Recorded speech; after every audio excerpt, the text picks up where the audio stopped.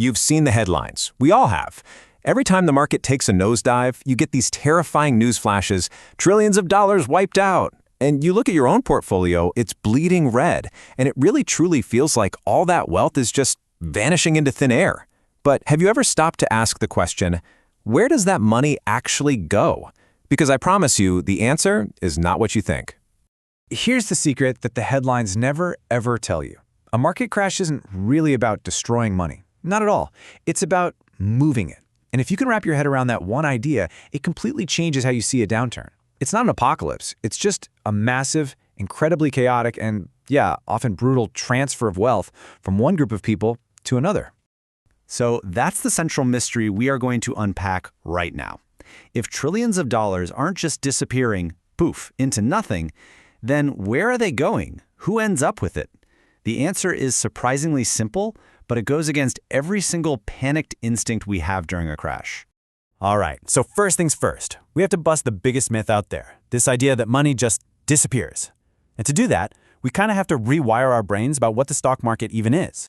See, the number one mistake we all make is thinking of the market like a giant bank vault just full of cash. It's not. It's much, much more like a giant superfast pawn shop or maybe a global auction house. So when a headline screams that trillions were lost, it doesn't mean cash was literally taken out and burned. It just means the price that people are willing to pay for stuff today has absolutely plummeted. Let's make this super simple. Think about your house. If an appraiser says its value dropped by $50,000, is your bank account suddenly $50,000 lighter? Of course not, right? No cash actually left your wallet. The only thing that changed was the perceived value, the price someone might pay for it if you sold it right this second. The stock market works the exact same way. And that leads us to probably the most important distinction in all of investing. You have to understand the difference between a loss that you see on a screen and a loss that actually physically hits your wallet. Okay, so you log into your account and that number is down. It hurts. It stings. But what you're looking at is what's called a paper loss. It's hypothetical. It's not real. Yet, you haven't actually lost a single dime of spendable cash. Why? Because you still own the exact same number of shares you did yesterday. You still own the same piece of that company. So how does that painful paper loss become a permanent, devastating, real loss? Well, it happens in one single critical moment, the moment you sell. Let's say you buy a stock at $100. The market crashes, now it's worth $50. That's your paper loss. But the second you give in to that fear and hit the sell button, you've locked it in forever. You've just voluntarily turned $100 into $50. And this is where the great wealth transfer begins. Because you got to remember, every single transaction has two sides. The moment you decide to sell in a panic is the exact same moment someone else decides to buy. So on one side of this whole deal, you've got the panic seller. They're glued to the news, they're feeling that fear in their gut, and they just want the pain to stop. So they sell their asset at a rock-bottom price just to get out. And on the other side, well, for you to sell that stock for $50, someone else had to be standing there ready to buy it from you for $50. While you were panicking, they saw an asset that used to be $100 now on a massive discount. The wealth didn't disappear. It was literally transferred from your account to their future. There's this fantastic analogy for this whole thing. Imagine the market is a crowded room, and then suddenly bad news hits. It's like someone yelling, "Fire!" Everybody panics. They all rush for the exit at once. And in their hurry, they just drop their valuable jackets, their stocks, all over the floor. The people who win are the calm ones, the ones standing near the exit who just calmly bend down and pick up all those valuable jackets for free.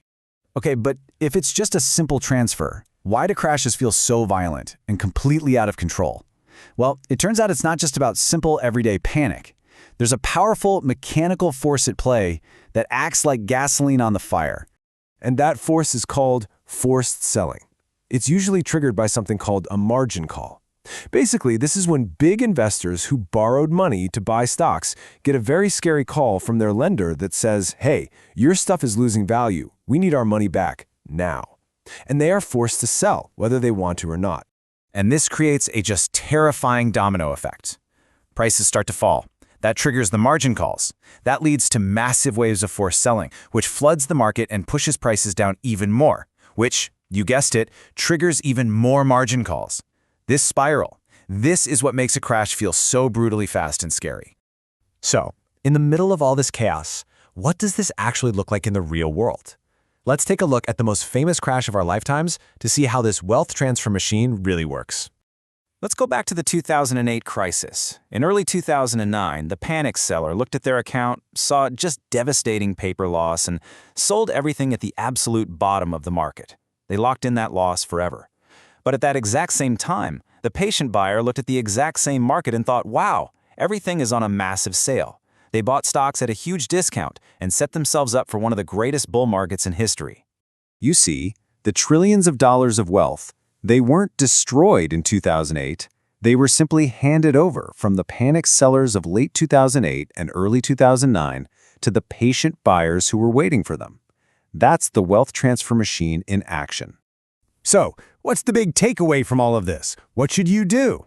First, stop checking your portfolio every single day. Seriously, that number you see isn't your bank balance. It's just today's temporary auction price.